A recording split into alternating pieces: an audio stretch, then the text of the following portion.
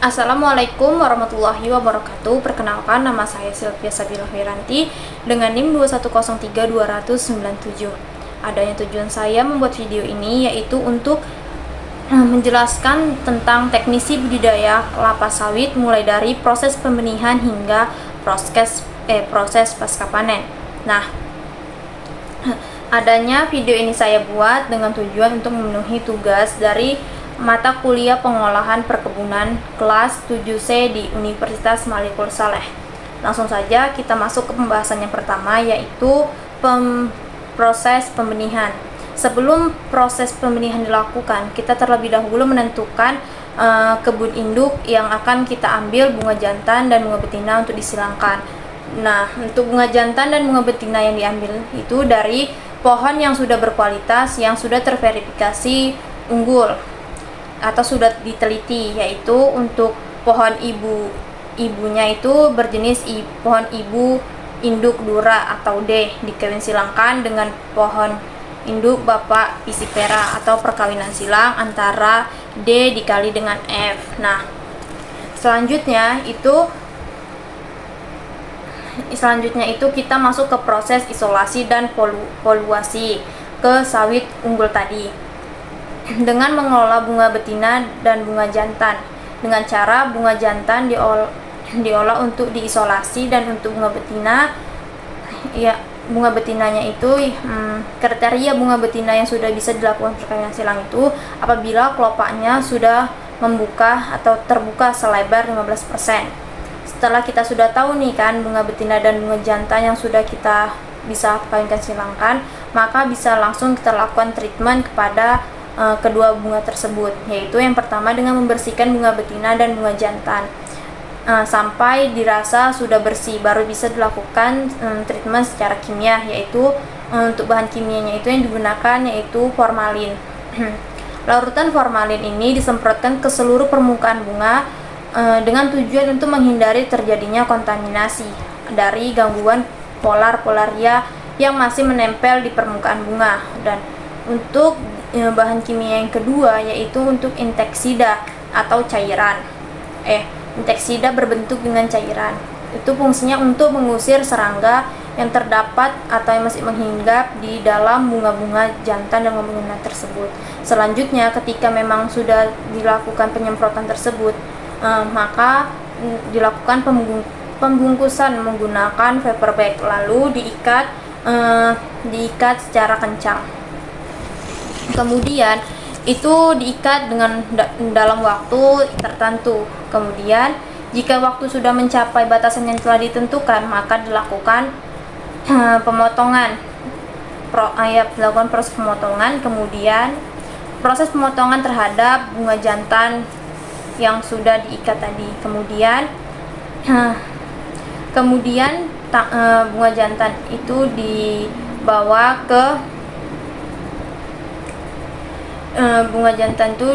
ke pabrik tempat proses pembenihan untuk dilakukan pemisahan antara benang sari dan serbuk sari, lalu diamankan di dalam wadah yang telah disediakan. Setelah itu akan diteliti untuk dilihat kelayakannya. Setelah melakukan tahapan seperti itu, maka bagian dari inti bunga jantan dibawa kembali ke dalam lapangan untuk dilakukan perkawinan silang atau untuk disilangkan dengan pohon induk bunga betina atau pohon ibu induk Dura. Untuk prosesnya yaitu bunga betina yang sudah dibungkus tadi diperiksa secara teliti apakah semuanya sudah sesuai dengan SOP pembenihan. Lalu kalau jika sudah, maka inti dari bunga jantan tersebut bisa dimasukkan melalui lubang yang sudah disediakan di cover bag yang dibungkuskan terhadap bunga betina. Kemudian setelah disemprotkan ke dalam, lubang tersebut ditutup kembali lalu digoncangkan agar penyerbukannya terjadi secara merata. Kemudian setelah itu diberi tanggal dan bulan bertujuan supaya tahu pasti kapan mulainya dilakukan penyerbukan tadi. Setelah berjalan 21 hari, bungkusan tersebut dapat dibuka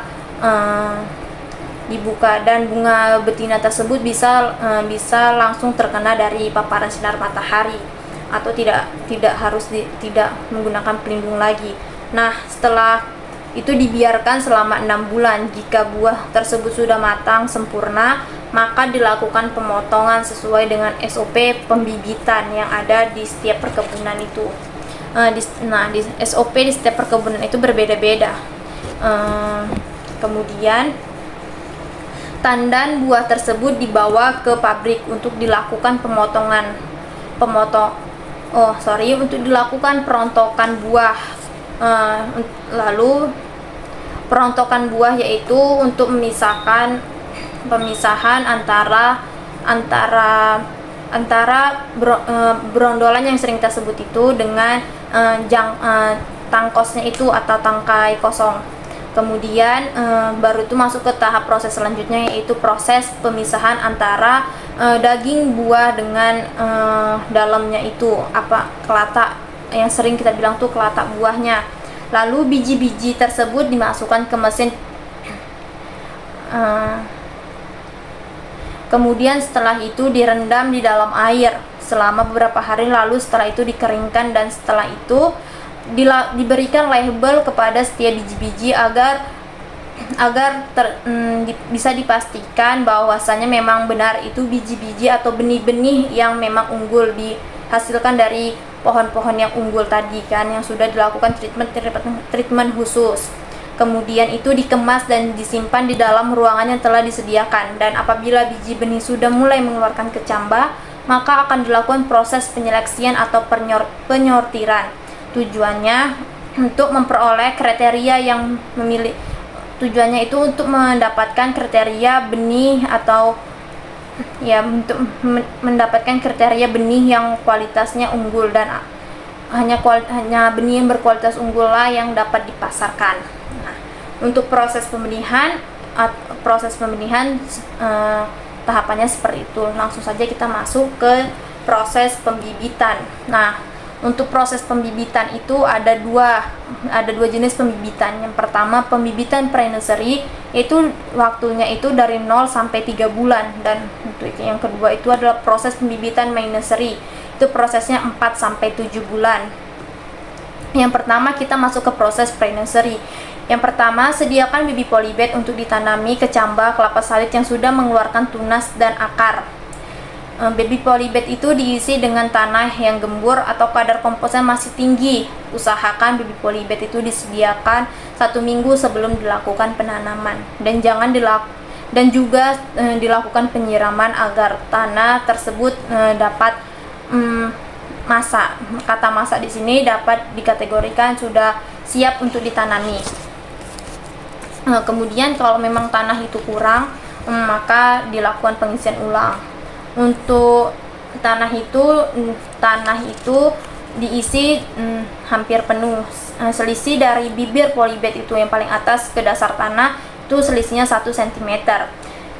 Nah, jika terdapat kecambah yang double nih kan, waktu penanaman itu dia tumbuh 2 gitu di dalam polybed itu. Nah, jika itu dipastikan dari hasil penyerbukan atau memang dari bibit benih unggul tadi, maka saat pemindahan ke polybed besar atau tahap main nursery dapat dipecah dan ditanam untuk keduanya. Untuk membedakan akar dengan tunas, pada kecambah kelapa sawit itu untuk akarnya dia itu agak berwarna kekuningan, dan untuk tunasnya itu berwarna putih bersih. Usahakan jika waktu penanaman dari kecambah kurang lebih dari 1 minggu, packingan jangan dibuka, dan untuk packingannya itu jika mengalami keterlambatan pembibitan, maka packingan jangan dibuka dan disimpan di dalam ruangan yang dingin atau tidak terlalu panas. Tujuannya itu agar benih itu tetap unggul. Paling kalau disimpan agak terlalu lama, dia tunasnya itu semakin lama semakin panjang. Jika di pre-nursery ini Polybed yang sudah diisi dengan benih tadi itu tidak boleh terkena paparan sinar matahari secara langsung karena dapat mengganggu pertumbuhan dari kecambah tersebut. Maka dapat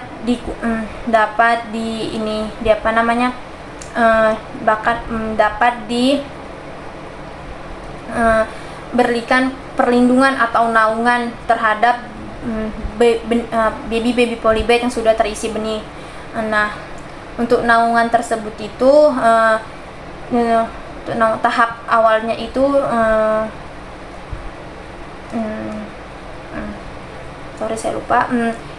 itu tadi agar tujuannya tadi itu biar tidak terpapar sinar matahari. Nah, untuk tahap pertahapnya nanti itu akan dikurangi dari naungan tersebut. Tujuannya untuk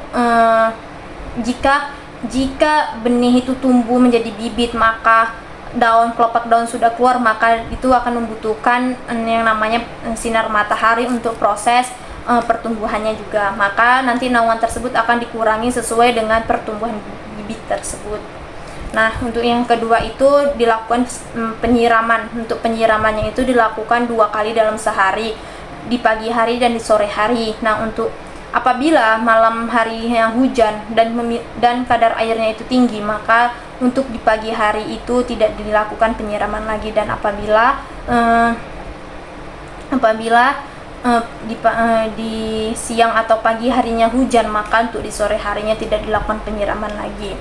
Nah, untuk untuk pemupukannya itu di sini bisa menggunakan pupuk kompos dan pupuk kimia. Untuk pupuk komposnya itu menggunakan urin kambing yang diolah menjadi pupuk kandang yang diolah atau difermentasi menggunakan 1 drum air. Itu perbandingannya 1 drum air berbanding dengan 50 liter urin kambing dan dicampurkan dengan M4.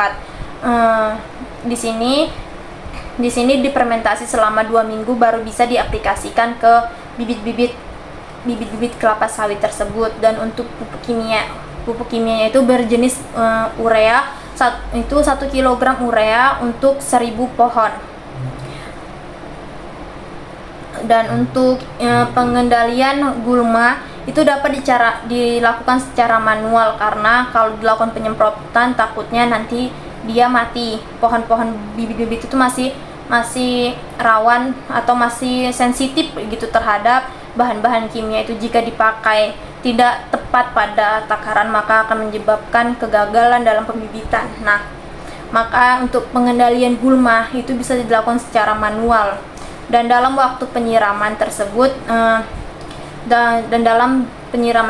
maka dilakukan juga pemantauan, mana tahu ada bercak-bercak daun, itu yang dinamakan dengan penyakit. Maka jika terdapat bercak daun pada setiap bibit, maka pohon yang terkena bercak itu dipisahkan untuk dilakukan atau treatment khusus untuk penyembuhan. Itu di situ menggunakan bahan kimia berjenis amir satop untuk mengatasi bercak daun. Itu takarannya 2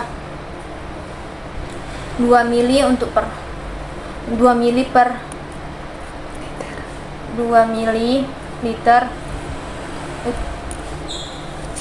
mili amir satop dicampur dengan air gitu kan. Nah, apabila sudah dilakukan treatment tersebut namun bercak pada daun tersebut tidak hilang, maka pohon tersebut akan dimusnahkan atau dimatikan gitu, biar tidak menular ke pohon-pohon yang lain.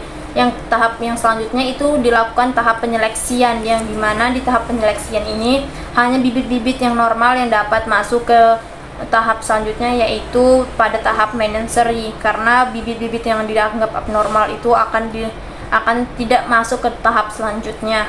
Nah, untuk tahap maintenance itu tidak jauh atau tidak berbeda dengan proses atau treatment yang dilakukan di tahap pre-nursery, karena di masa pembibitan ini treatmentnya tetap sama, namun di nursery ini polybednya jauh lebih besar. Untuk penyediaan tanah tetap sama dan untuk penyiraman tetap dilakukan sama, mungkin hanya ditambahkan oleh penambahan pupuk, karena semakin tinggi suatu bibit maka kebutuhan akan nutrisinya itu juga akan semakin meningkat. Nah, Nah, selanjutnya itu masuk ke ke penanamannya. Sebelum melakukan penanaman, kita harus terlebih dahulu melakukan yang namanya pemancangan. Nah, pemancangan di sini itu yang dimaksud di sini itu adalah memberikan tanda-tanda untuk pembuatan lubang tanam sesuai dengan jarak yang dirancang. Sesuai dengan jarak yang dirancang gitu kan. Selanjutnya masuk ke tahap penanaman atau menanam. Yang pertama itu prosesnya itu adalah pemancangan. Di sini yang dimaksud dengan pemancangan yaitu memberikan tanda-tanda untuk pembuatan lubang tanam sesuai dengan jarak yang dirancang. Nah, untuk lubang tanam dibuat 1 minggu sebelum tanam. Dibuat dengan ukuran 9 meter, jarak antar lubang dengan kedalaman 40 cm.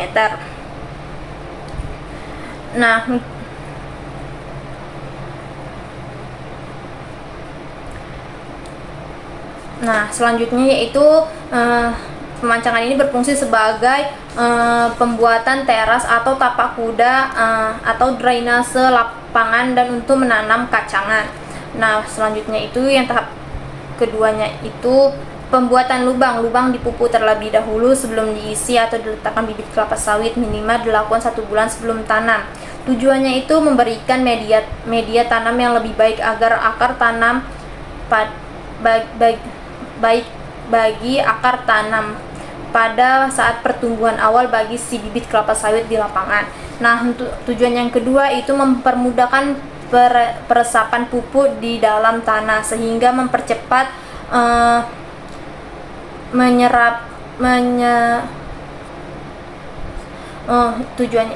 mempercepat meresapnya pupuk dan memacu secara maksimal bagi pertumbuhan bibit kelapa sawit itu di lapangan. Nah, untuk standar pembuatan lubang dan pemupukan lubang tanam itu yang pertama, lubang tanam dibuat maksimal 1 bulan sebelum tanam. Ukuran lubang tanam itu idealnya adalah 90 x 90 x 60 cm atau sama. Yang ketiga itu tanah hasil galian harus dipisahkan antara tanah yang berjenis topsoil dengan tanah yang berjenis subsoil. Yang keempat itu dinding lubang tanam harus tegak dan tidak boleh berbentuk lain. Untuk yang kelima itu pada saat penanaman topsoil ditimbunkan terlebih dahulu, baru kemudian ditimbunkan tanah yang berjenis subsoil. Untuk yang keenam itu pupuk ditaburkan secara merata ke dalam lubang tanam dengan dosis 300 gram per lubang. Nah, untuk penanamannya itu tahapnya itu pelepasan large atau polybed itu dari bola tanah dilakukan dengan menggoyangkan, lalu bibit diletakkan secara hati-hati ke dalam lubang yang telah diberi pupuk dan ditimbun dengan topsoil. Yang berikutnya, permukaan atas bola harus sejajar dengan permukaan tanah asli. Bibit harus benar-benar tegak di tengah lubang sehingga menghasilkan barisan yang lurus. Nah, apabila bibit mereng, maka barisan itu tidak akan lurus atau barisan pelepasan itu akan rusak. Nah, gitu. Selanjutnya masuk ke budidaya TBM. Pada kelapa sawit TBM di sini adalah tanaman belum menghasilkan. TBM pada kelapa sawit adalah masa sebelum panen, dimulai dari saat tanam sampai panen pertama. Tanaman kelapa sawit dikatakan belum menghasilkan pada saat berumur 0 sampai 36 bulan atau kurang lebih 3 tahun. Tujuan pemeliharaan TBM adalah untuk mendapatkan pertumbuhan tanaman yang seragam dan berproduksi tinggi. Adapun manfaat dari pemeliharaan TBM yaitu mengoptimalkan pertumbuhan vegetatif tanaman kelapa sawit sebagai penunjang pertumbuhan generatif yang berproduksi tinggi. Adapun tahap-tahapan dalam proses budidaya atau treatment yang dilakukan dalam proses pemeliharaan tanaman belum menghasilkan itu, yang pertama adalah konsolidasi. Di sini konsolidasi adalah kegiatan perawatan tanaman yang pertama kali dilakukan setelah penanaman. Tujuannya yaitu untuk memastikan penanaman tumbuh secara sempurna, tegak dan sehat atau normal. Yang kedua itu ada penyisipan tanaman yaitu menggantikan pohon kelapa sawit yang terkena penyakit bercak atau segala macam atau yang dianggap tidak normal. Pelaksanaannya itu dilakukan 3-6 bulan setelah tanam, sehingga dimungkinkan terjadi keseragaman panen. Bibit yang digunakan pun itu berusia lebih dari 12 bulan sehingga dimungkinkan untuk pemotongan pelepah bibit. Pupuk pada saat penyisipan tanam itu diberikan sebanyak 1,5 lebih banyak dari dosis awal. Pupuk diberi di dalam lubang selanjutnya itu diperlakukan sama seperti tanaman lainnya. Nah, yang ketiga itu proses pemeliharaan piringan dan jalan pikul dan gawangan. Pemeliharaan yakni dengan melakukan pengendalian gulma di kebun kelapa sawit dilakukan di areal piringan atau lingkaran batang. Yang dimaksud piringan di sini itu berfungsi untuk tempat atau piring, tempat untuk penebaran pupuk, yang dimana kalau tidak dibuat piringan maka pupuk tadi itu tidak meresap atau tidak meresap secara optimal ke dalam pohon kelapa sawit. Dan kemudian pemeliharaan gawangan di sini itu terdapat dua. Yang pertama gawangan aktif dan gawangan mati. Untuk fungsi gawangan aktif itu sebagai jalan pikul untuk mengeluarkan hasil produksi tersebut. Nah, untuk gawangan mati itu tempat pembuangan atau penyusunan pelepah. Nah, untuk perawatan gawangan dan piringan ini bertujuan untuk mengurangi kompetisi gulma terhadap tanaman dalam penyerapan unsur hara air dan sinar matahari, dan mempermudahkan pekerja untuk melakukan pemupukan dan kontrol di lapangan. Di samping itu harus dijaga supaya intensitas pengendalian gulma jangan berlebihan, yang akhirnya memunculkan dampak penggundulan permukaan tanah yang menjadikan rawan terkena erosi. Pengendalian gulma pada pelaksanaan pemeliharaan piringan dan gawangan harus memperhatikan beberapa ketentuan, diantaranya itu yang pertama, untuk TBM usia 0 atau 4 baru tanam, menyingkirkan semua gulma dan hanya terdapat di hamparan luas lahan itu hanya terdapat kacangan, atau kacangan itu di hamparan itu hanya terdapat kacangan 100%. Umurnya itu 0-6 bulan. Untuk mulai dari hamparan lapangan kosong sampai ditanami tanaman sampai berusia 6 bulan, rotasinya itu 2 minggu. Dan untuk tanaman belum menghasilkan tahap 1 atau pada usia 1 tahun, kacangan itu bisa dikurangi sebanyak 15%, hanya tersisa 85%. Rumput lunaknya hanya boleh 15%, dan umurnya itu 7-12 bulan, rotasinya 3 minggu. Nah, untuk tanaman belum menghasilkan tahap 2, kacangan itu hanya boleh terdapat 70%, atau pengurangannya itu boleh dikurangi 30%. Rumput lunaknya itu 30%, dan umurnya itu hanya 12-18 bulan, rotasi 3 minggu. Nah, untuk tanaman belum menghasilkan tahap 3 atau 3 tahun, sudah menjelang 3 tahun atau tahap akhir, kacangan itu bercampur dengan rumput lunak bebas dari ilalang dan anakan kayu. Umurnya lebih dari 18 bulan, rotasinya itu 4 minggu.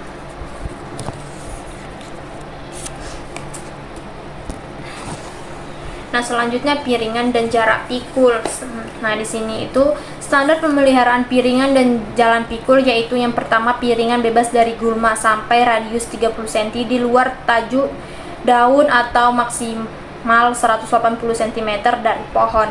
Yang kedua itu pembuatan jalan pikul dilakukan pada umur tanaman 6-12 bulan dengan rasio 1:2 selebar 1,2 meter. Nah, yang ketiga itu perawatan jalan pikul dan jalan dilakukan kontrol pada saat perawatan piringan. Yang keempat, perawatan piringan pada TBM 1 yaitu atau umurnya kurang dari 12 bulan sebaiknya manual, dilakukan secara manual kecuali ada pertimbangan lainnya. Nah, untuk tahap 5 itu perawatan piringan sesuai kimiawi dan harus dilakukan secara hati-hati agar tidak mengenai pelepah kelapa sawit, berjalan sampai tanaman berusia sampai 24 bulan. Dan untuk kimia berjenis herbisida glifosat itu tidak dibenarkan untuk digunakan atau tidak boleh digunakan karena itu dapat merusak pertumbuhan dari bibit yang kelapa sawit yang ada di lapangan itu. Nah, untuk tahap yang keenam itu penentuan jenis herbisida dan alat semprot harus disesuaikan dengan jenis gulma yang berdominan ada di lapangan atau yang lebih banyak yang berada di lapangan. Yang tahap ketujuh itu apabila pada areal piringan terdapat ilalang, sebaiknya dilakukan whipping. Nah, untuk tahap selanjutnya itu yaitu adalah perawatan gawangan. Standar pemeliharaan gawangan adalah sebagai berikut. Yang pertama itu ada gawangan harus bebas dari gulma kelas C dan anak kayu, sedangkan gulma yang berguna harus dikendalikan pertumbuhannya. Yang dimaksud di sini itu tidak boleh ada anak kayu di gawangan karena itu dapat mengganggu kontrol atau dapat mengganggu pertumbuhan kelapa sawit. Nah, untuk pengendalian gulma itu ada beberapa banyak jenis gulma, dan ada gulma yang harus memang dimatikan, ada juga gulma yang harus dikendalikan karena ada beberapa gulma juga yang dapat berfungsi kepada tumbuhan kelapa sawit. Ada 3 jenis gulma yang perlu dikendalikan, yaitu ilalang, rumput teketikian, dan tumbuhan pengganggu atau anak kayu di gawangan.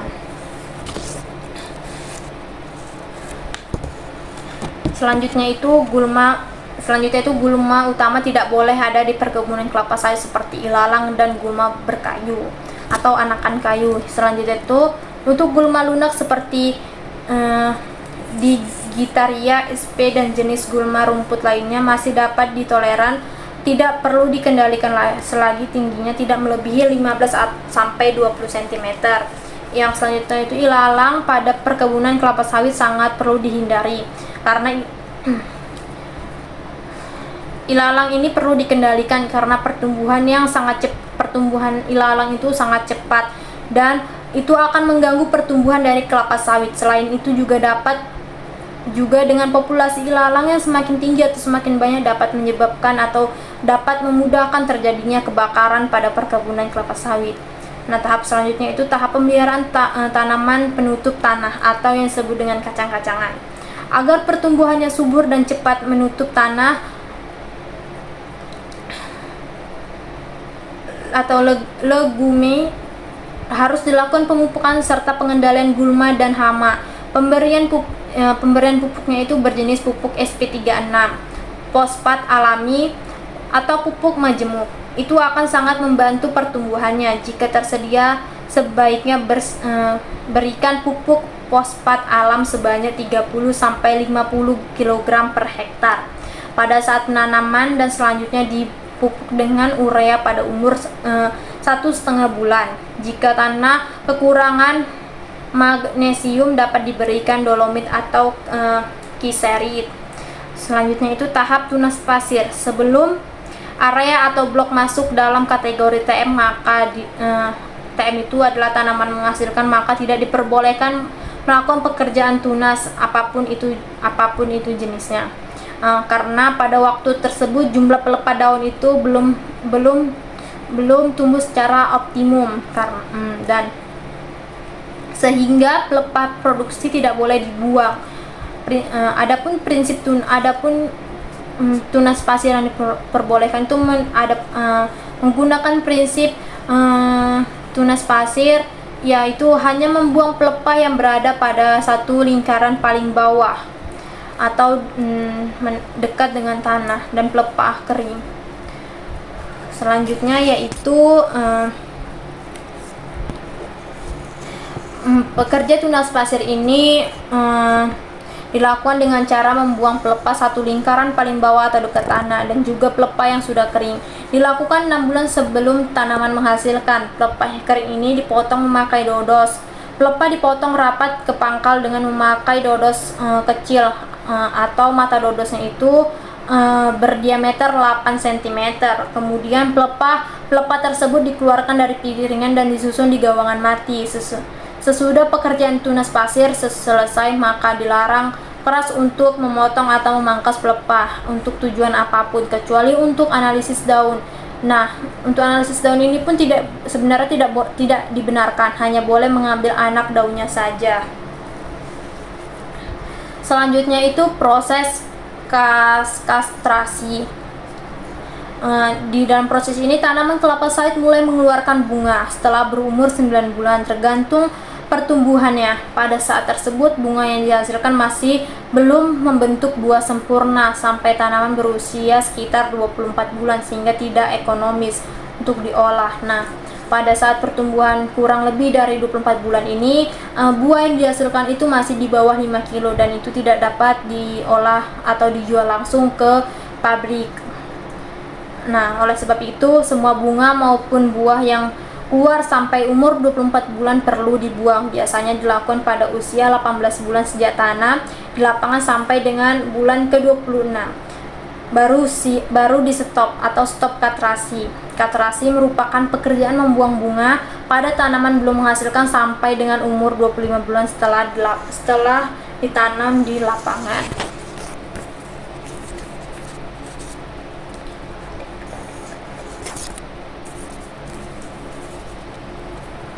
Selanjutnya itu dalam pemeliharaan tanaman kelapa sawit perlu diperhatikan pertumbuhan vegetatif, yaitu di mana yang dikatakan vegetatif itu yang termasuk ya ke dalamnya, yaitu yang pertama akar, batang, dan daun, dan pertumbuhan bunga dan buah. Pada masa pertumbuhan vegetatif, munculnya bunga baik bunga jantan maupun bunga betina dapat mengganggu perkembangan pertumbuhan vegetatif. Oleh karena itu, baik bunga jantan maupun bunga betina yang muncul sebelum waktunya harus dibuang atau dimusnahkan. Nah, tujuan dilakukannya kastrasi yang pertama itu mengalihkan nutrisi untuk produksi buah yang tidak ekonomis, pertumbuhannya dialihkan ke pertumbuhan vegetatif, dan yang kedua itu pokok sawit yang telah dikastrasi cenderung lebih kuat dan seragam dalam pertumbuhannya. Nah, yang ketiga itu pertumbuhan buah yang lebih besar dan seragam beratnya.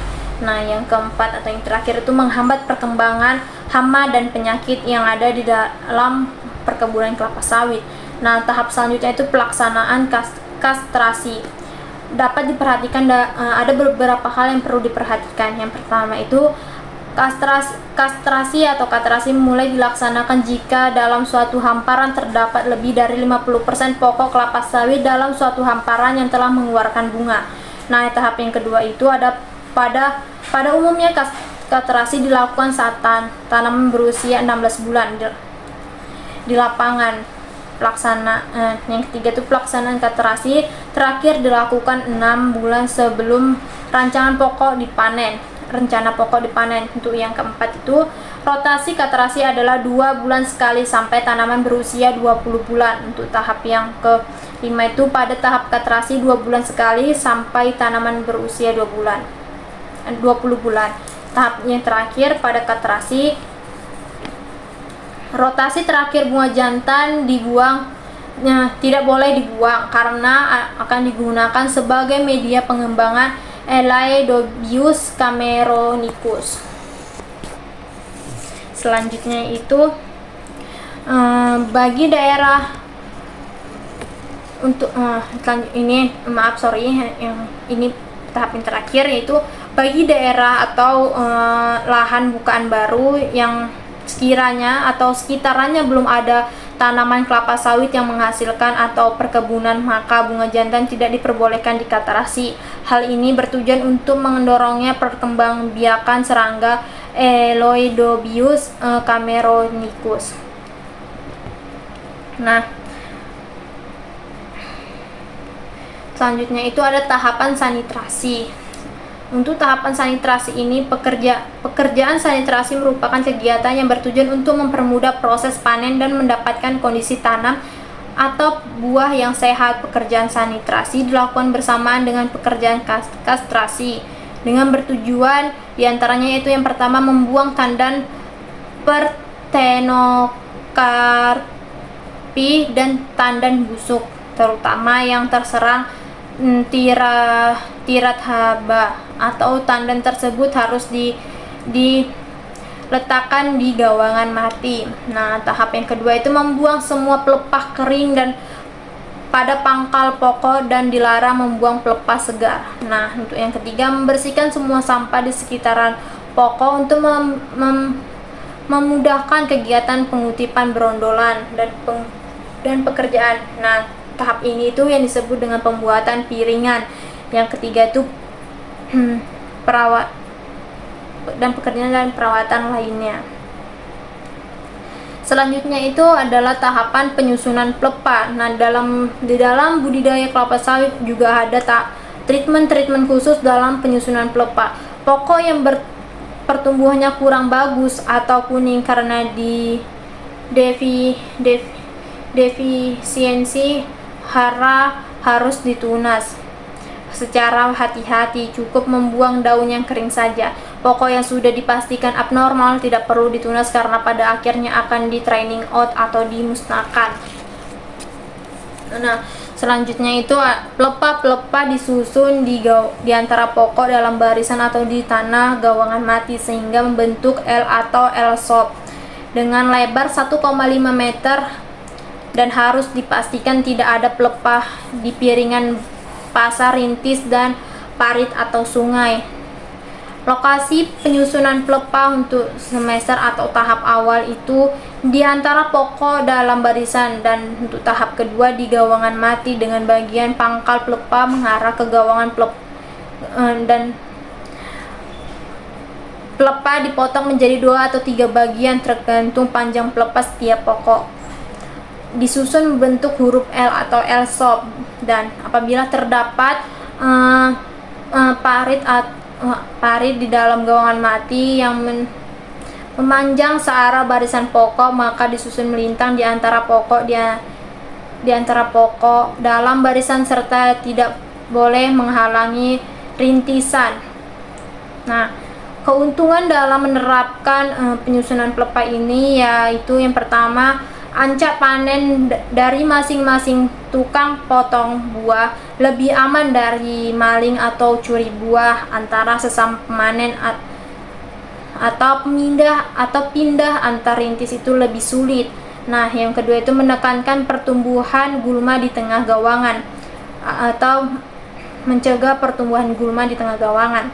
Nah, yang ketiga itu sebagai bahan pupuk organik yang selanjutnya menambah hara tanah untuk menjaga struktur tanah dan erosi dan mempertahankan kelembapan sehingga merangsang pertumbuhan akar.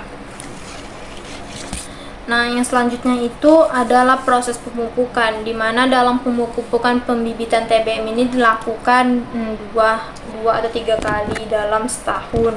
Sama saja dengan proses pemupukan pada tanaman menghasilkan. Nah, untuk dosisnya di sini dikatakan untuk umur tanam saat kurang dari 1 bulan untuk urea 100 gram per hektar atau 100 gram per pohon. Nah, untuk dolomit itu tidak ada. Nah, untuk umur 3 bulan itu untuk urea 250 gram per pohon, dan untuk MOP itu 150 gram per pohon, untuk dolomit itu 250 gram. Nah, untuk tahap atau umur 5 bulan itu untuk urea 250 gram dan untuk MOP itu 250 gram juga, dolomit 250 gram juga. Untuk 8 bulan itu 500 gram urea per pohon dan 500 MOP per pohon, dan dolomit juga 500 gram per pohon. Untuk 12 bulan itu 500 gram per pohon untuk urea dan 500 gram MOP per pohon dan 500 gram dolomit per pohon, dan untuk boraks 25 gram per pohon. Begitupun selanjutnya untuk tahun kedua itu mungkin hanya ditambah sedikit-sedikit saja. Nah, untuk selanjutnya itu masuk ke tahap pemeliharaan tanaman menghasilkan atau TM. Pemeliharaan TM adalah untuk menghasilkan tanaman kelapa sawit dengan produksi maksimal untuk produksi maksimal dengan biaya produksi serendah mungkin dan mempertahankan produktivitas yang tinggi secara berkelanjutan dan menjaga lingkungan perkebunan. Untuk sensus pohon dilakukan dengan menggunakan stiple atau tipe kart dimulai dari pada tanaman menghasilkan tahap 1 atau paling lambatnya umurnya 36 bulan dan diulangi setiap 5 tahun. Hasil sensus pohon dicatat dalam form stiple kart dan diupdate setiap kalinya ada perubahan pada tanaman menghasilkan muda. Selain sensus jumlah pohon masih dilakukan juga sensus pohon abnormal secara visual, dan jika ditemukan di lapangan harus dibongkar atau disisip karena tanaman yang dianggap abnormal ini dapat mengganggu pertumbuhan yang lain atau dapat menularkan penyakitnya ke pohon-pohon yang lainnya. Maka harus memang benar-benar dimusnahkan jika memang tidak bisa dilakukan treatment pengobatan. Nah, untuk perawatan piringan dan jalan pikul dan jalan kontrol, memelihara akses ke dalam blok dan ke pohon untuk mempermudah aktivitas panen, pemupukan, penunasan dan pengawasan, serta mengurangi kompetisi gulma dan penyerapan hara air dan cahaya matahari.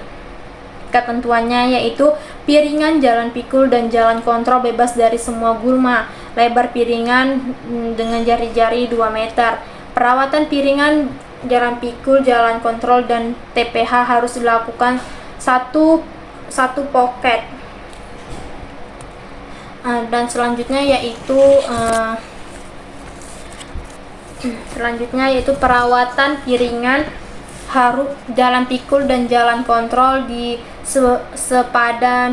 sepadan sungai mengikuti SOP yang berlaku. SOP di setiap perkebunan itu berbeda-beda. Nah, untuk perawatan gawangan itu, yang pertama, gawangan harus bebas dari gulma kelas C dan anak kayu, sedangkan gulma yang berguna harus dikendalikan pertumbuhannya. Nah, untuk yang kedua, ada 3 jenis gulma yang perlu dikendalikan, yaitu tetap saja sama seperti di TBM tadi. Yang pertama ada ilalang, rumput teka-tekian, dan pertumbuhan pengganggu atau anak kayu di gawangan, tumbuhan anak pengganggu. Nah, yang ketiga tuh gulma utama yang tidak boleh ada di perkebunan kelapa sawit, yaitu sama juga dengan TBM, yaitu ilalang dan gulma berkayu. Sedangkan untuk gulma lunak seperti Digitoria sp dan jenis gulma rumput lunak lainnya masih dapat ditoleransi, tidak perlu dikendalikan asalkan tingginya tidak melebihi 15 sampai 20 cm. Nah, untuk ilalang pada perkebunan kelapa sawit sangat perlu dihindari karena pertumbuhan ilalang itu sangat cepat, sehingga penyerapan unsur hara yang cepat pula oleh ilalang akan mengganggu pertumbuhan kelapa sawit. Selain itu juga dengan kondisi populasi ilalang yang tinggi merupakan potensi terjadinya kebakaran. Pengendalian gulma secara manual. Nah, untuk pengendalian ilalang itu dapat dilakukan menggunakan tenaga kerja manusia langsung dengan cara menebas atau membabat dengan parang atau sabit. Rotasi ketiga itu 3 bulan sekali tergantung pertumbuhan gulma. Kayu dan bambu sebaiknya dengan cara didongkel atau diangkat dari tanahnya. Nah, untuk pengendalian gulma secara kimia itu yang pengendalian secara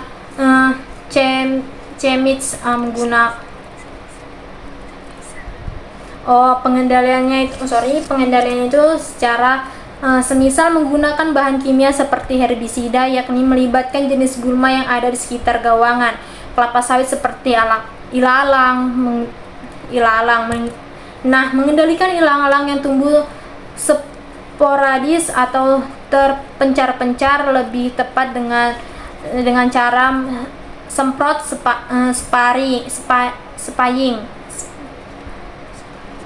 dan kemudian dilakukan kontrol ilalang secara whipping. Jika perkembangannya semakin terbatas, penyemprotan menggunakan bahan aktif herbisida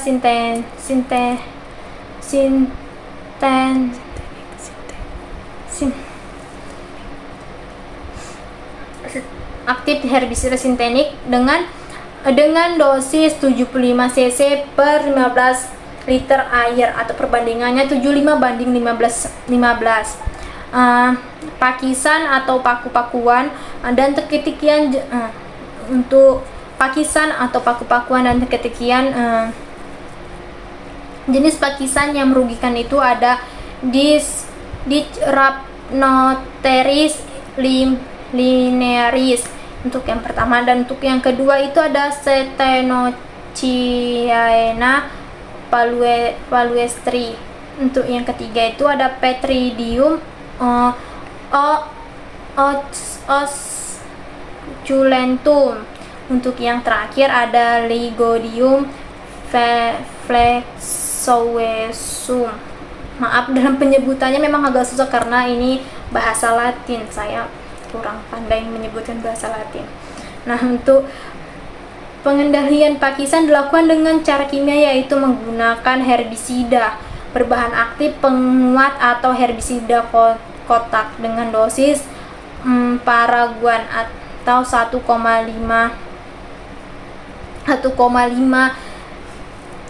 liter per hektar, dan metsulfuran itu 25 gram per hektar. Nah, untuk bambu dan anakan sawit liar yang tumbuh di lingkungan pohon kelapa sawit itu dapat dilakukan treatment dengan dilakukannya pembasmian dengan menggunakan gifosfat murni sebanyak 300 cc per cap atau per cap semprot itu, dan atau bisa juga 250 cc per cap ditambah dengan ali ini adalah sejenis racun yang berfungsi untuk mematikan anak-anakan kayu yang berada pada lahan perkebunan kelapa sawit. Karena kalau tidak menggunakan ali, maka anakan kayu itu tidak dapat mati. Nah, untuk alinya ini di sini digunakan 2,5 sampai 3 gram per cap. Ini ali di sini itu hanya untuk campuran pestisida lainnya. Nah, bisa juga menggunakan Starlon 660 SEC sebanyak 200 ml per cap ditambah dengan Clean Up 200 ml. Selanjutnya itu adalah campuran Staron 200 ml dan Solar 200 ml per cap layaknya dicoba untuk tahap selanjutnya pada kondisi bambu yang pertumbuhannya ataupun rumput besar tidak bisa mati sekaligus, perlu dilakukan koreksi setelah 21 hari ke depan setelah penyemprotan atau setelah dilakukannya treatment untuk membasmi anakan kayu itu dengan norma bahannya tetap. Nah, untuk tahap selanjutnya pengendalian secara kimiawi dilakukan dengan menggunakan herbisida Garlon atau Metsalindo. Untuk penggunaan Garlon dosisnya adalah 250 gram per HA, sedangkan jika menggunakan metil metsulfuron maka dosisnya adalah 75 gram per hektar. Nah, untuk keladi air, biasanya nih kan keladi air nih tumbuh nih di perkebunan kelapa sawit dengan tanahnya itu berjenis tanah rawa. Nah, keladi air ini jarang ditemuin untuk di lahan darat. Keladi liar yang sering tumbuh di rendahan umumnya sulit dimusnahkan. Hal ini karena di samping daunnya berlilin juga berumbi gitu kan. Metode yang efektif untuk mengendalikan gulma keladi liar ini dengan cara menyemprotkan herbisida ali 20 WDG atau konsentrasinya 0,03% ditambah dengan Indostic atau konsentrasinya itu 0,2% dengan alat CP15 atau solo nozzle con dengan alat semprot pada umumnya. Nah, untuk perawatan jalan dan parit dan jembatan, yang pertama itu ada jalan dan jembatan. Sangat penting memulai dari pembangunan kebun baru sampai transportasi hasil panen. Nah, untuk yang kedua, fungsi jalan adalah sebagai sarana transportasi peralatan dan bahan yang dibutuhkan pada kegiatan pekerjaan serta sarana pengawasan dan pemeriksaan pelaksanaan kegiatan pekerjaan. Nah, untuk tahap 3 itu adalah jalan sebagai batas areal blok dan juga sebagai batas kegiatan pekerjaan pada setiap areal atau blok, atau dia itu bisa disebut dengan pembatas daerah wilayah yang harus dikerjakan. Nah, untuk selanjutnya itu ada pengawasan dan pemeriksaan kemajuan pekerjaan. Nah, selanjutnya ada salah satu kriteria penilaian kualitas usaha kebun kelapa sawit adalah baik tidaknya kualitas jalan dan jalan yang terawat akan membantu kelancaran kegiatan atau fisik lapangan pada usaha kebun kelapa sawit.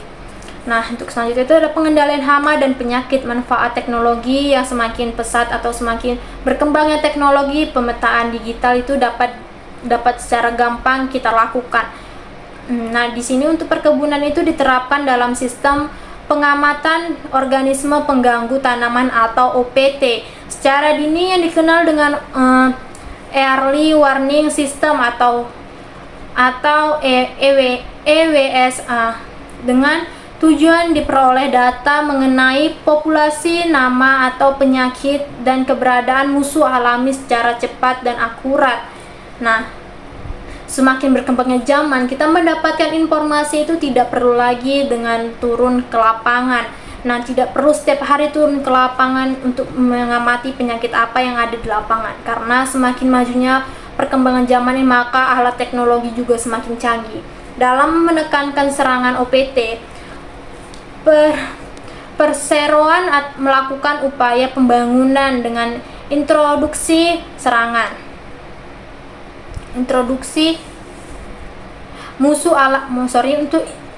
melakukan upaya pengembangan dan introduksi musuh alami pada area yang berpotensi terjadinya serangan.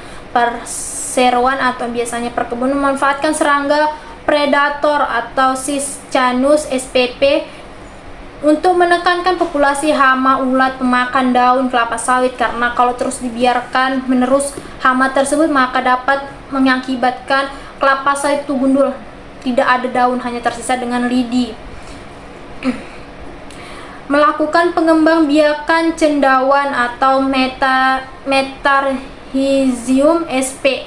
Untuk hama kumbang badak melakukan preventif terhadap serangga Ganoderma dengan aplikasi cendawan antagonis Trichoderma sp. dan mengembangkan burung hantu sebagai predator alami hama tikus. Nah, dapat secara alami untuk pengendalian hama tikus itu dapat memelihara burung hantu. Nah, kita ini kan sering mungkin dari kita nih sering kan jalan-jalan ke kebun atau melewati perkebunan PTPN kelapa sawit itu, maka di tengah-tengahnya itu ada jenis larangan untuk pemburuan hewan liar. Itu gunanya itu untuk pengendalian atau memutus mata rantai yang lain. Contohnya tadi seperti rumah burung hantu yang terdapat di tengah pohon kelapa sawit itu gunanya untuk memutuskan mata rantai tikus. Nah, untuk penunasan dan penyusunan pelepah. Penunasan pelepah kelapa sawit secara prodik dilakukan 1 kali dalam 1 tahun. Nah, selanjutnya itu adapun tujuan dari penunasan pelepah yang dilakukan 1 tahun tadi itu untuk memotong pelepah yang tidak terpotong sewaktu pemanenan TBS atau tandan buah segar. Penunasan pelepah dilakukan sedekat mungkin dengan batang kelapa sawit agar brondolan tidak tersangkut. Jika brondolan tersangkut di dalam pelepah, maka maka brondolan tersebut akan tumbuh sebagai dengan atau sering kita sebut dengan tumbuhan kelapa sawit yang sering menempel di kelapa sawit. Tumbuhan kelapa sawit yang menempel di kelapa sawit. Penunasan kelapa sawit secara periodik dilakukan pada Afdeling 2 seluas 370 hektar sebanyak 16.650 pohon atau 99.000 pelepah. Nah, ini dibutuhkan tenaga kerja sebanyak 37 orang selama 25 hari. Nah, setiap perkebunan itu mempunyai target sendiri untuk pekerjanya. Jika tidak ada target, maka pekerjaannya itu akan lama dan itu akan merugikan suatu perusahaan. Dan untuk biayanya itu sebanyak 11 juta, dan dalam satu hari setiap pekerja mampu memotong pelepah sebanyak 324 pelepah pada 54 pohon tanaman kelapa sawit menghasilkan. Nah, untuk pemupukan yang efektif dan efisien mengacu pada konsep 4T, yaitu yang pertama tepat jenis, tepat dosis, tepat tempat, dan tepat cara. Untuk tepat jenis yaitu pupuk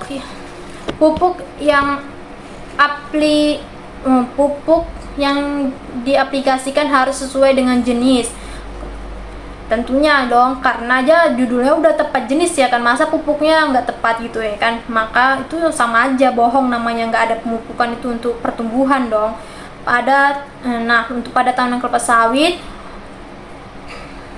pupuk yang digunakan yaitu boret, TSP atau SP atau urea atau ZA atau dolomit atau kiserit, dan bisa juga MOP atau KCL. Itu pupuk kimianya. Namun biasanya di perkebunan memang menggunakan pupuk kimia, namun juga ada pupuk organiknya, yaitu dari hasil olahan pabrik yang dibuang ke lahan perkebunan. Nah, untuk tepat dosis atau yang kedua itu adalah dosisnya pupuk tepat namun dosis tidak tepat, sama aja pertumbuhannya itu tidak akan maksimal atau optimal. Dosis yang diberikan pada tanaman kelapa sawit itu harus sesuai dengan kebutuhan dan umur tanaman sesuai. Nah, sebelum dilakukan pemupukan itu maka akan diteliti dulu terlebih dahulu ke setiap bloknya. Maka didapatkanlah hasil, maka dapatlah diberikan pupuk sesuai dengan tepat dosis. Yang selanjutnya itu adalah tempat yang paling sering digunakan yaitu piringan dan gawangan yang sudah dibersihkan dari kotoran termasuk gulma yang berbahaya. Nah, jika piringannya saja kotor, maka pupuk tadi itu tidak dapat meresap ke dalam pertumbuhan kelapa sawit secara maksimal, maka pupuk itu dapat diserap oleh gulma-gulma yang ada di piringan kelapa sawit. Nah, selanjutnya itu adalah tepat cara. Pengaplikasian pupuk di tanaman kelapa sawit harus sesuai dengan prosedur dan cara yang tepat. Masa tadi udah tepat waktu, tepat tempat, tepat dosis, tepat jenis. Masa caranya juga pengaplikasian juga nggak tepat. Harus sesuai dong dengan prosedur atau SOP dalam suatu perusahaan. Ya nggak? Pasti iyanya iya dong. Nah, selanjutnya itu ada perawatan parit dan panen atau potong buah. Yang pertama itu adalah perawatan parit. Tujuannya itu untuk mengalirkan kelebihan air dari blok atau kebun maksudnya dari blok yang di dalam kebun keluar kebun dengan lancar. Jika parit dibiarkan, maka parit itu akan tersumbat dengan pelepah atau gulma-gulma yang tumbuh di pinggiran sawit. Nah, itu akan menyebabkan banjir jika hujan terus-terusan turun atau kadar airnya itu semakin tinggi. Nah, dengan dilakukannya tadi itu mengalirkan kelebihan air keluar blok itu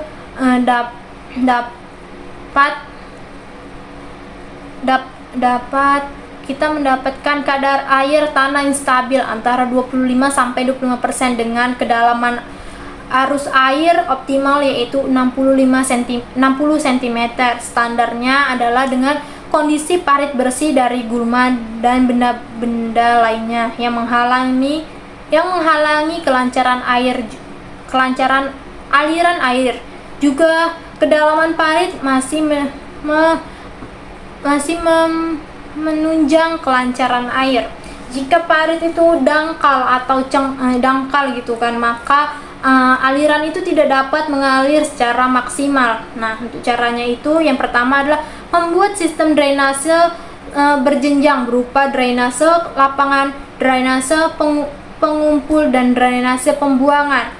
Yang satu itu drainase lapangan berupa paritan buatan yang berfungsi menahan air yang ada dan mengalirkannya ke permukaan tanah, waduk, dan sebagainya, yang berfungsi mengumpulkan air dari suatu areal tertentu, mengalirkan air dari suatu areal ke areal tertentu, mengalihkannya ke pembuangan atau pembuangan akhir dari air itu. Selanjutnya itu ada drainase pembuangan, berfungsi untuk mengeluarkan air dari suatu areal tertentu dengan memanfaatkan kondisi alam yang ada seperti sungai, jurang, atau rendahan yang ada di sekelilingan perkebunan. Nah, selanjutnya itu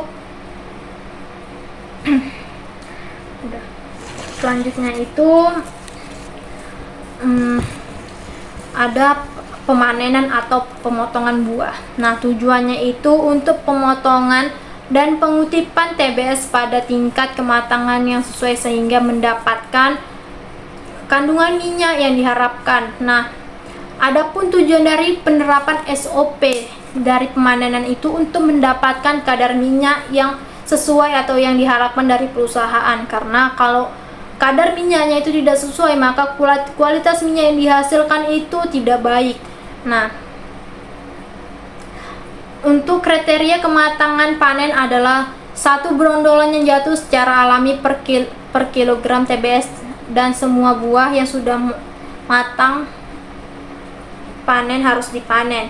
Caranya itu dengan potong TBS yang sudah memenuhi standar dengan menggunakan alat yang tepat seperti dodos untuk pohon yang rendah dan egre untuk pohon yang tinggi. Nah, untuk yang kedua itu pelepah yang dipotong waktu panen disusun rapi di gawang mati.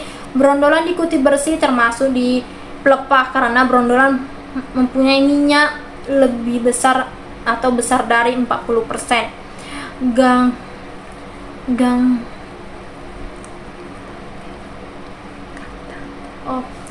Selanjutnya itu gagang tandan dipotong mepet ke batang sawit atau panjang gagang maksimum 2 cm.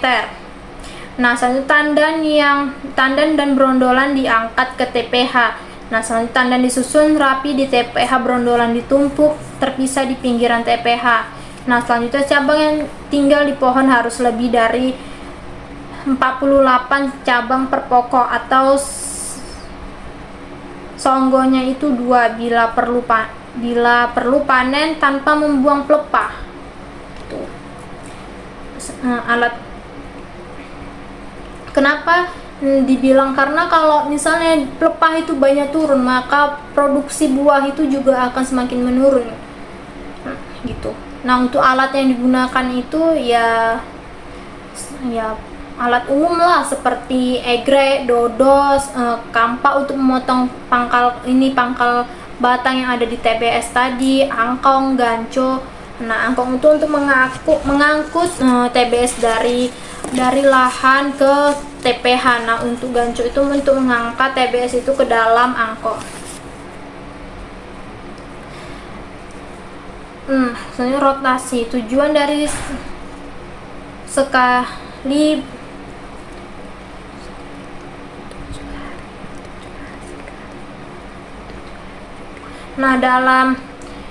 buah matang sempurna itu kan 6 bulan kan prosesnya, mulai dari penyerbukan sampai dia memang matang sempurna. Nah, untuk SOP di perkebunan itu bisa dipotong apabila dia memiliki kekuningan yang maksimal atau kuningnya itu udah memang kuning lah.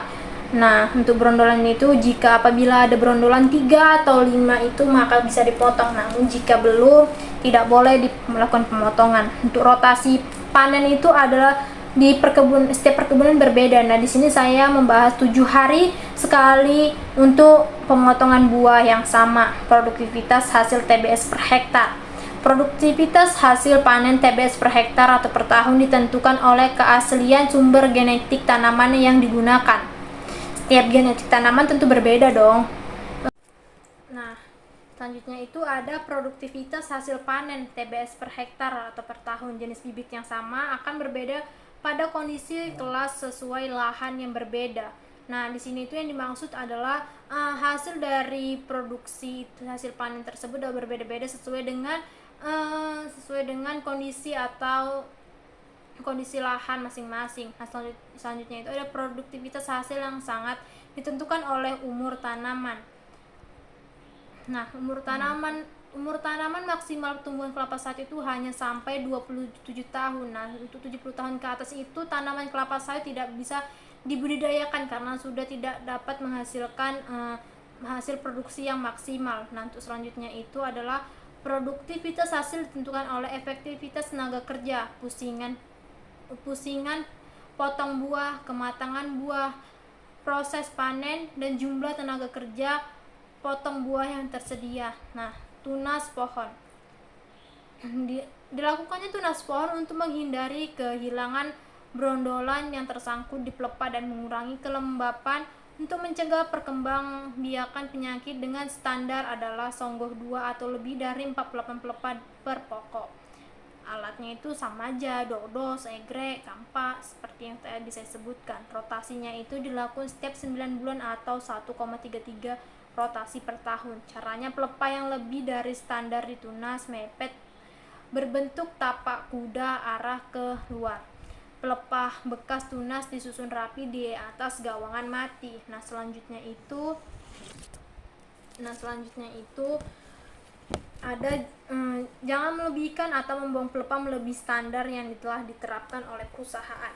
Nah, untuk tahap selanjutnya, apabila tetap melakukan penunasan atau membuang pelepah lebih dari standar baik saat panen maupun penunasan secara khusus berarti lebih bahaya akibatnya dari serangan ulat, api, dan ulat kumbang. Nah, apabila pelepah dibuang lebih dari standar dapat mengakibatkan sebagai berikut. Yang pertama, pengambilan unsur hara dan proses pengolahan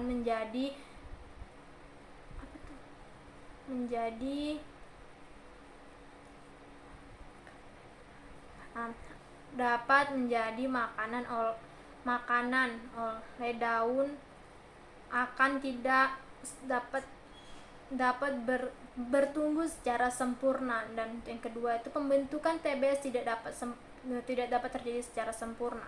Untuk kematangan TBS tidak merata. Nah, TBS yang berbentuk menjadi busuk.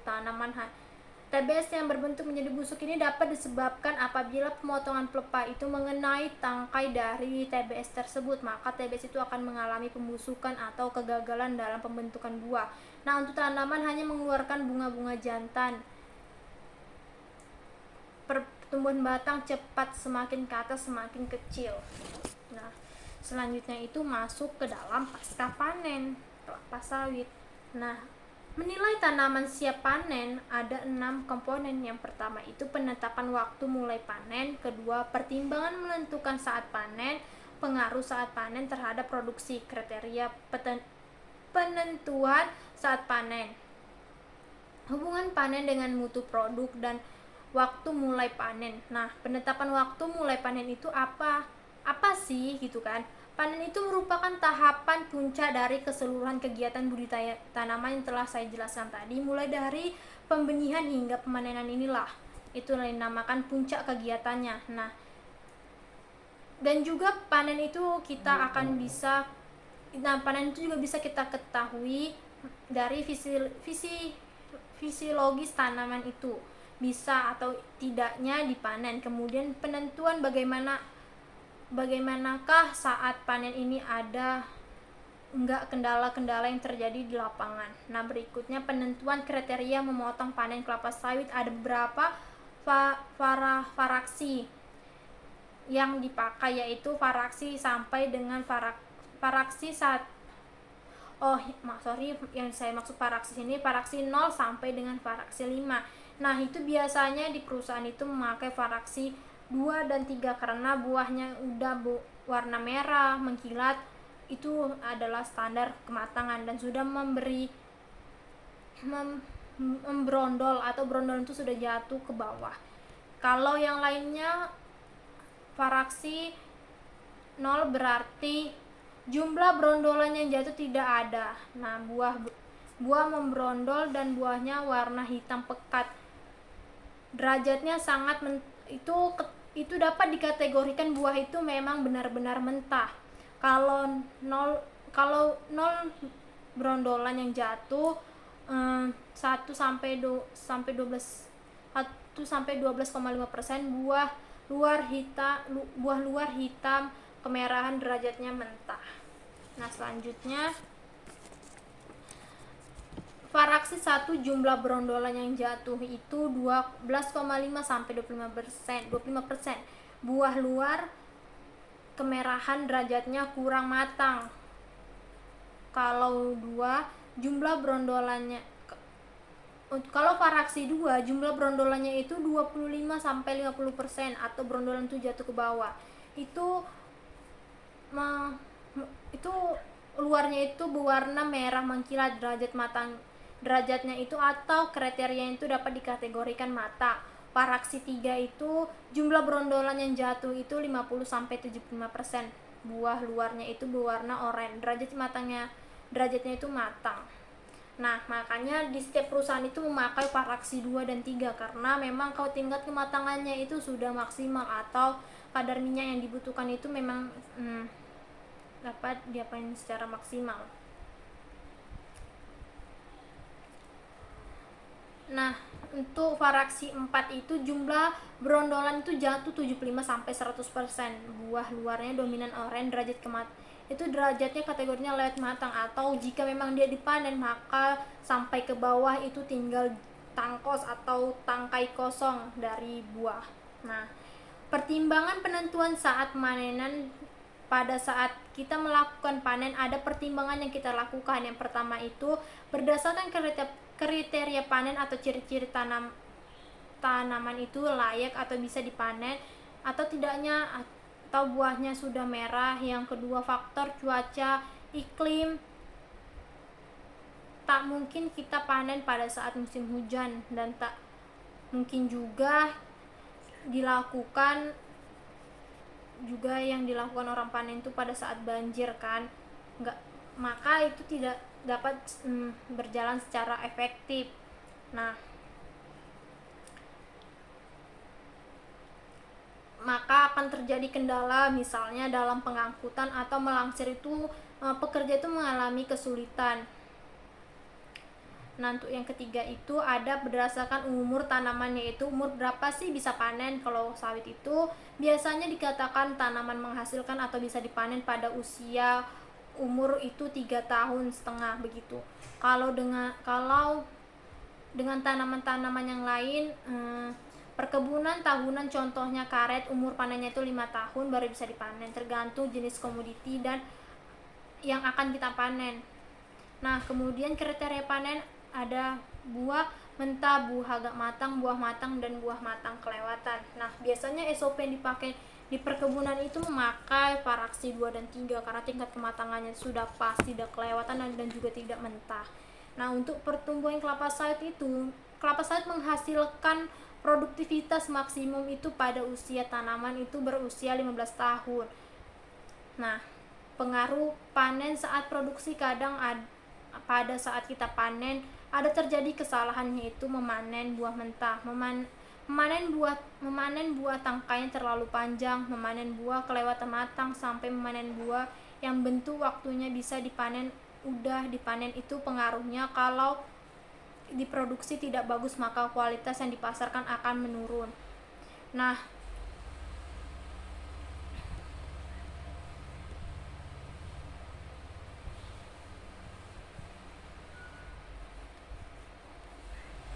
hubungan panen dengan mutu produk umur ekonomis sawit yaitu 25 tahun nampak sudah tua.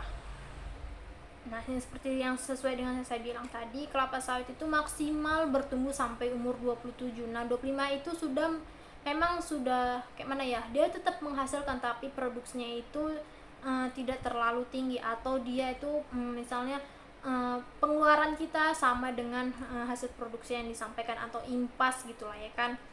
Nah, maka setelah itu akan dilakukan replanting atau pengalih fungsian lahan gunanya untuk memutus tali rantai hama penyakit yang ada di perkebunan.